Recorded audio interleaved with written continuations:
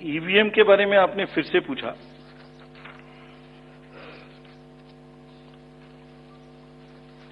बहुत बार मैं बता चुका हूं आपको, थोड़ा समय लगेगा तो फिर से बता देता हूं।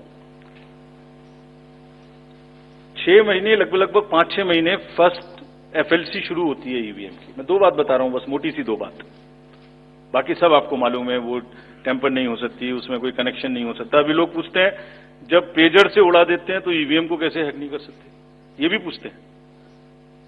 जब कोई किसी कंट्री में पेजर से उड़ा दिया तो ईवीएम हैक हो जाएगी। अरे भाई, पेजर कनेक्टेड होता है, ईवीएम कनेक्टेड नहीं होती। एनीवे, 2 बात मोटी मैं आपको बताता हूं। 5-6 महीने पहले एफएलसी होती है, first level checking of the EVMs, और मेरे पास में एक पूरा रिकॉर्ड है। ये हम जो भी ईवीएम की शिकायतें बाय द वे आई हैं, वो हमारे पास 20 शिकायतें आई हैं। हर 20 शिकायत का हम इंडिविजुअल जवाब देंगे, फैक्ट बाय फैक्ट। तो इसमें कोई डाउट नहीं है। We will convey to each candidate to assure, this is our duty. Actually हमारी ड्यूटी है कि अगर कैंडिडेट ये पूछ रहे हैं कि आप बताइए, तो हम उन्हें बताएंगे, निश्चित रूप से बताएंगे, लिख के बताएंगे, पूरा डिटेल्ड बताएंगे और जल्दी ही बताएंगे। तो I am not going to individual cases, और उन सबको पब्लिश भी कर देंगे ताकि आप सबको भी पता लग जाए। But first level checking, randomization, second randomization, storage में रखना, स्टोरेज से बाहर निकालना, कमीशनिंग करना, कमीशनिंग के बाद वापिस स्टोरेज में रखना, फिर उसको पोलिंग डिस्पर्सल के दिन ले जाना, फिर उसको बूथ पे पहुंचाना, बूथ पे पूरा दिन वोटिंग कराना, फिर सील करना, फिर वापस स्टोरेज में रखना, फिर काउंटिंग के दिन निकालना, फिर पूरे दिन दिखाना। इसमें हर समय पर पॉलिटिकल पार्टी या उस कैंडिडेट या उसका एजेंट मौजूद रहते हैं। जब मशीन में कमीशनिंग होती है, उस दिन उसमें बैटरी डाली जाती है। पहले आया था, पहले और बहुत सारी चीजें आई थी कि वो हैक हो सकती है, उसका वोट इधर डाला तो इधर जा सकता है, कुछ हो सकता है। ये पहली बार आया। अब हम ये भी सोच रहे हैं कि इससे अगला क्या आएगा, हम नहीं समझ पा रहे इससे अगला क्या आएगा, बट लगता है अगला भी कुछ आएगा, रुकेगा नहीं। मतलब कितनी बार। एनीवे, कमीशनिंग बहुत जरूरी है समझना। वोटिंग से करीब 5 या 6 दिन पहले कमीशनिंग होती है। 5-6 दिन पहले उस दिन मशीन में सिंबल पड़ते हैं। तो अब मशीन में अभी तक नई बैटरी उस दिन एक डाली जाती है, और सील करके उस बैटरी पे भी कैंडिडेट के एजेंट्स के दस्तखत होते हैं। छोड़िए, मशीन पे तो होंगे ही होंगे, हमें भी नहीं पता, हमने भी पता नहीं कब बनाया था ये नियम, हमारे काम आ रहा है अभी कि वो बैटरी पर भी एजेंट के दस्तखत हो।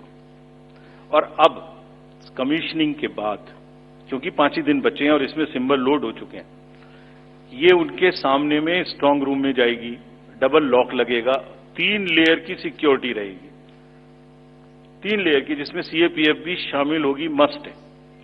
ऑब्जर्वर होंगे। उसके बाद जब वो पोलिंग के डिस्ट्रीब्यूशन के दिन निकलेंगी, उस दिन फिर यही प्रोसेस होगा। सारा प्रोसेस वीडियोग्राफ होगा।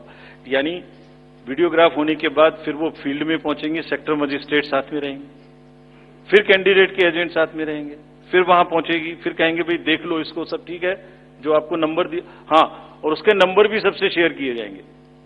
इस नंबर की मशीन इस बूथ पे जाएगी।